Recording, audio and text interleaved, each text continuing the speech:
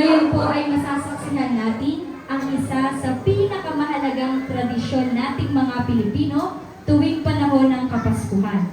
Ang istorya ng kapanganakan ng ating tagapagligtas na si Jesus. Ito ay inihahandog ng mga kabataan ng Queen of All Saints Parish, ang Panuluyan 2024. Maraming salamat po.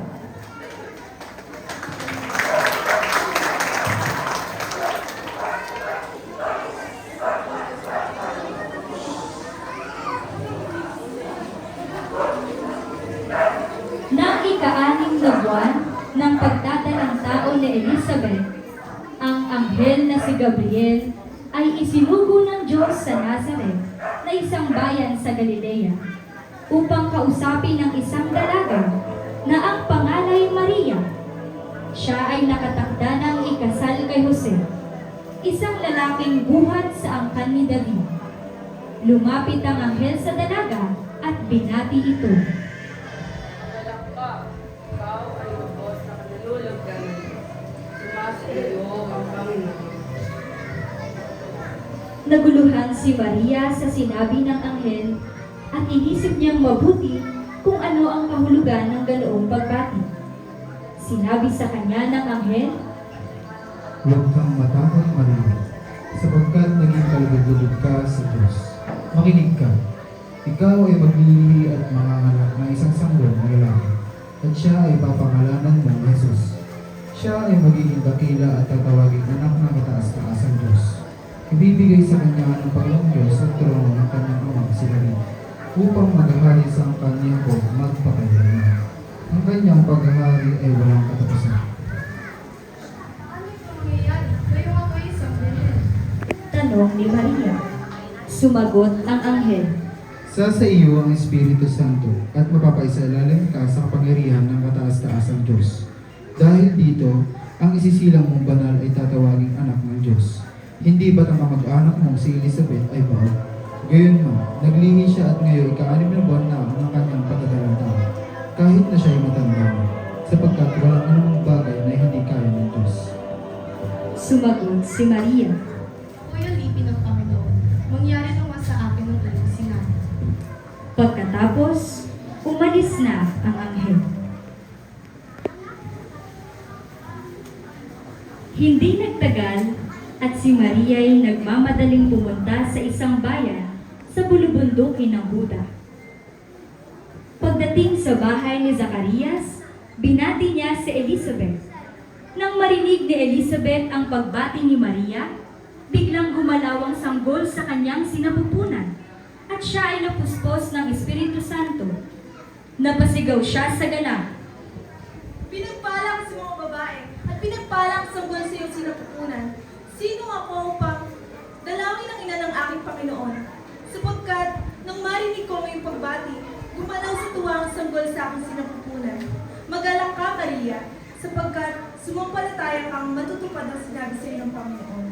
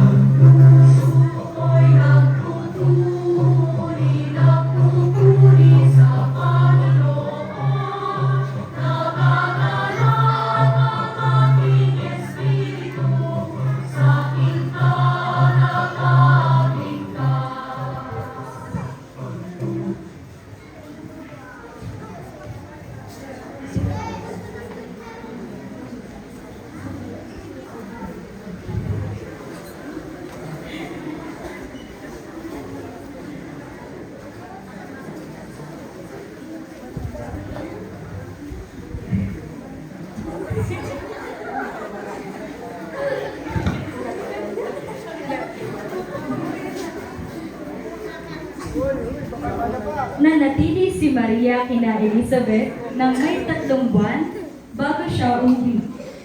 Dumating ang oras ng panganganak ni Elizabeth at nagsilang siya ng isang sanggol na lalaki at pinangalan ng Juan.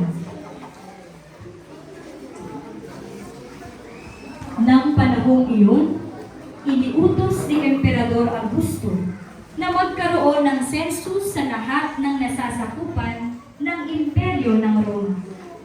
Ang unang sensus na ito ay ginawa noong si Cirenio ang gobernador ng Syria. Kaya't umuwi ang mga tao sa sarili nilang bayan upang magpadala.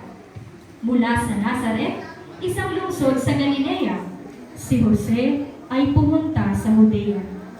Sa Bethlehem na bayang sinilangan ni Haring David, sapagkat siya'y mula sa angkan ni Haring David, kasama rin niya si Maria na kanyang magiging asawa, na noon ay nagdadalang tao.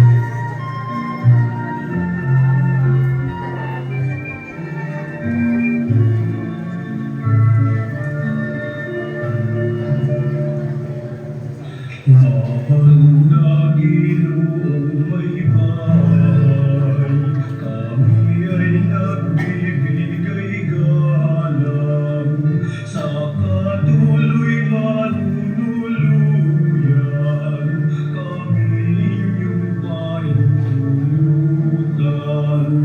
Sandali, nais kong magtanong kung saan sila buhat ngayon. At saan naman magtutuloy tunggapin itig ninyong layon?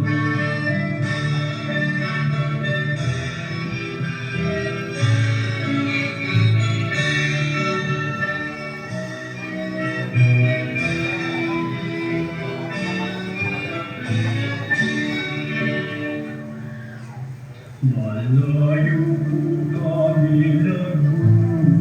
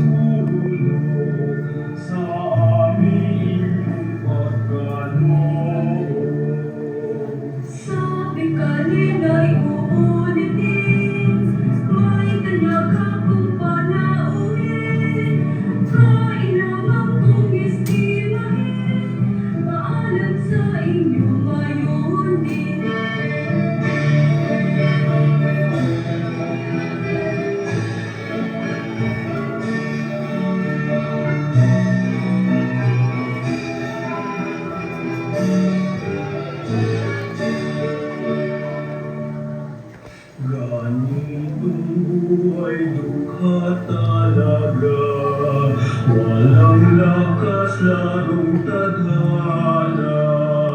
Halika aking tanging sinta, at may iba tayong makita.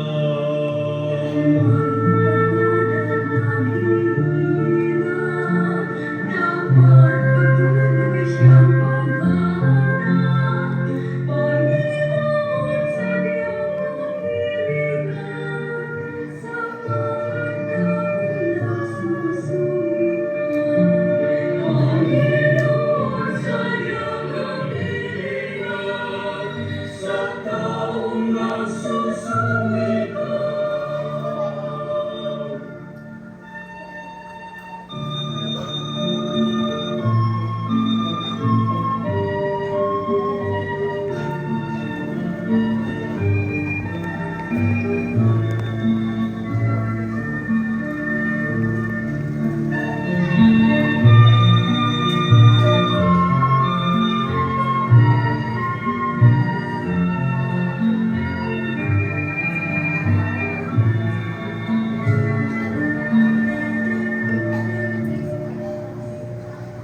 Kay gandang bahay o iyong tingnan, mabuting puso sana'y nandiyan. O maawain kung may bahay, kami sana'y maluluyan.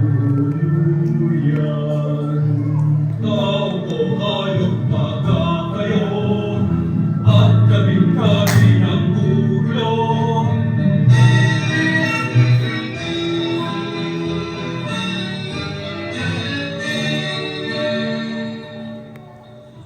Among pakiusap ko lamang, sintang asawa ko'y kagampan.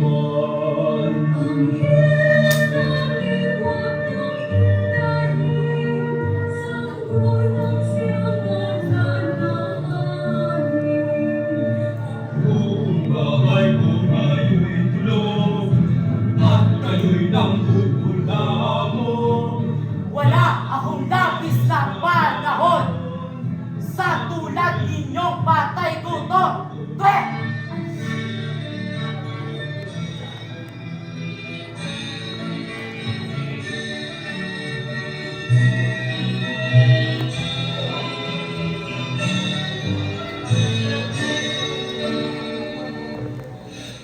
Ayaw po ninyo'y di bale, kami ko'y huwag lamang laitin.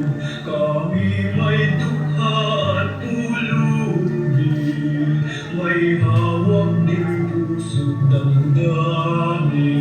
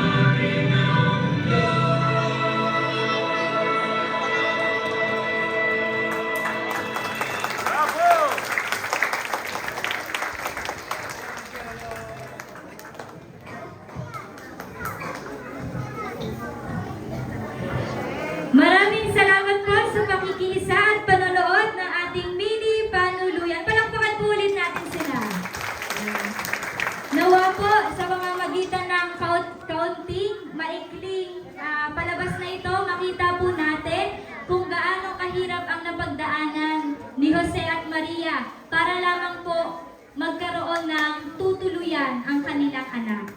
At sa hirap na kanilang naranasan, nawa po, magkaroon tayo ng lakas na sa kabila man po ng hirap na meron tayo, sa kabila ng hirap na napagdaanan natin, hindi ito magiging dahilan upang mapalayo sa Diyos. Hindi ito magiging dahilan para tumigil tayo sa paghahanap sa Kanya. At nawa, sa pamamagitan ng pagbibigay, pasensya at lalo higit pagmamahal na ginawa ni Maria at Jose, tayo rin ay magkaroon ng ganitong katangian sa darating na Kapaskuhan. Merry Christmas po sa inyong lahat!